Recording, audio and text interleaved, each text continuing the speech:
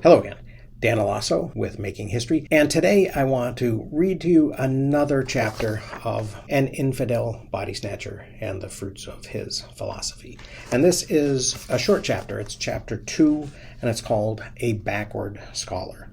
And it begins, as always, with a quote directly from Knowlton. I used to go to school just 2 months in the summer and 2 in the winter, but I was a backward scholar until 15 or 16 years of age, when I began to make some proficiency in English grammar and arithmetic. But I am not half-taught in common spelling book lessons up to this day. I was a tall, spittle-shanked boy. My height is 1 inch short of 6 feet, and I never weighed but about 135 pounds. I do not recollect as I ever performed any smart or roguish tricks while in my teens, though I used to play a very good game at checkers, and was accounted odd. So, now my narrative. As a boy, Charles Knowlton was completely uninterested in school.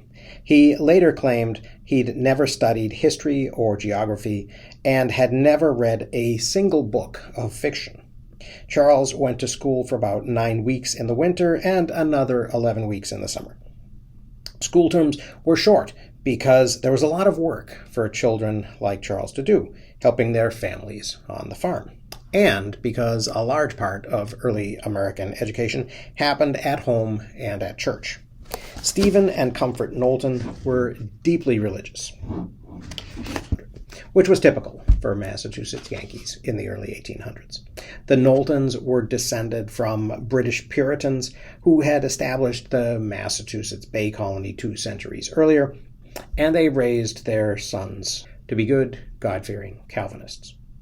Like nearly all children in the Bay State, where Orthodox Congregationalism was the state religion until 1833, Charles learned to read and write using the Bible and the Westminster Catechism. The Catechism was the official rulebook of his community's religion, and like all good Templeton children, Charles memorized it. The Catechism not only explained the world in religious terms, it called upon the faithful to obey their political leaders, whom it said were taking orders from God. Submit yourselves to every ordinance of man for the Lord's sake, the Catechism ordered.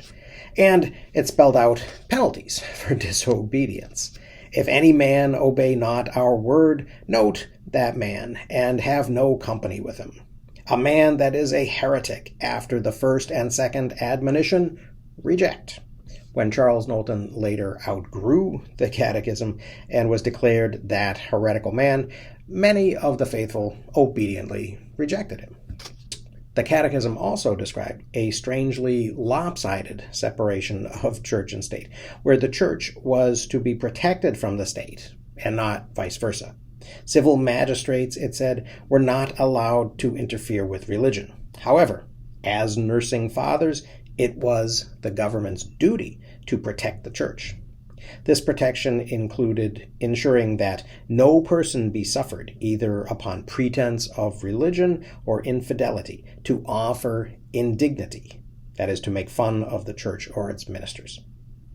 Government should use its power to prosecute and punish infidels, to ensure that religious leaders were able to operate without molestation or disturbance. Later in his life, Charles Knowlton admitted that as a boy, he'd believed the Catechism.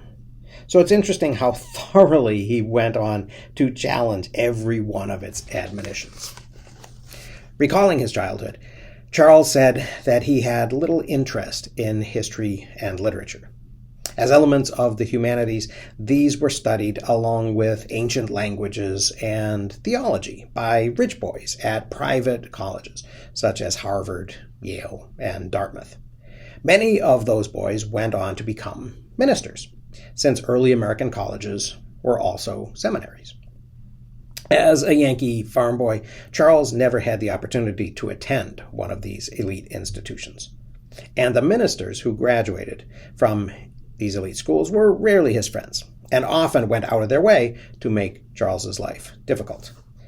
Both these facts may have influenced Knowlton's interests during his youth, as well as the way he later remembered his education. It's interesting that Charles says he never studied geography, because the subject was much more politically charged in an age when the founders of the nation a generation earlier had been surveyors. When Charles was a boy, explorers like Lewis and Clark were still out discovering the West. And the best-selling work on geography, and it was a bestseller, was a volume written by the leading Orthodox minister and conspiracy theorist of early America, Reverend Jedediah Morse. Morse was an ultra-conservative Calvinist who claimed that a European secret society called the Illuminati was preparing to take over America, and that the lovers of France, such as Thomas Jefferson, were in cahoots with them. Whether Reverend Morse's obsessions put young Charles off studying geography is impossible to know, but it doesn't appear Charles ever went farther than about 200 miles from where he was born, so he didn't miss geography. Later in life, as a mostly self-taught freethinker, Charles Knowlton naturally preferred to remember more practical educational interests and to focus on his own role in educating himself.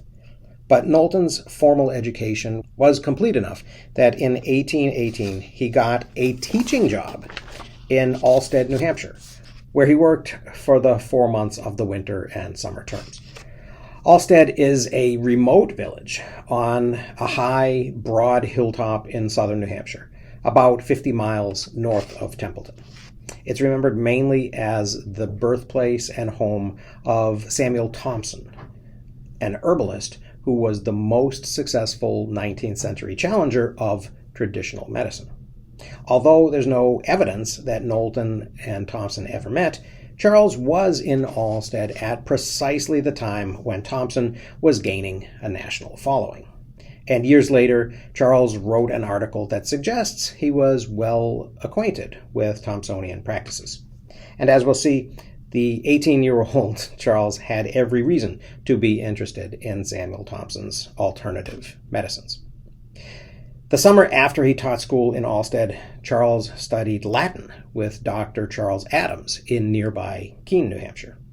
Unlike Knowlton, Dr. Adams was from a professional family, the son of another successful physician. Adams was 7 years older than Charles and had received an undergraduate education at Dartmouth before studying medicine at America's first medical school at Harvard College in Cambridge, Massachusetts. Before he'd returned to Keene to practice medicine, Adams had been a demonstrator of anatomy at Harvard. The idea that physicians could learn anatomy by observing dissections rather than by reading classical texts was new and radical. Dissection was very controversial, but many of New England's new medical schools wanted to teach it. Adams was subsequently offered faculty positions at Dartmouth and at Pittsfield, Massachusetts, but he turned them down and continued his practice at Keene. How much influence the successful 25-year-old physician had on Charles is unclear, but Charles became a medical student not long after his stay with Adams, and he believed so strongly in the importance of learning anatomy by dissecting that he was jailed for stealing corpses. Coincidentally, both of the schools that had offered Dr. Adams jobs later conferred medical degrees on Knowlton. After his stay in Adams with Keene, Charles briefly attended New Salem Academy in the fall of 1819.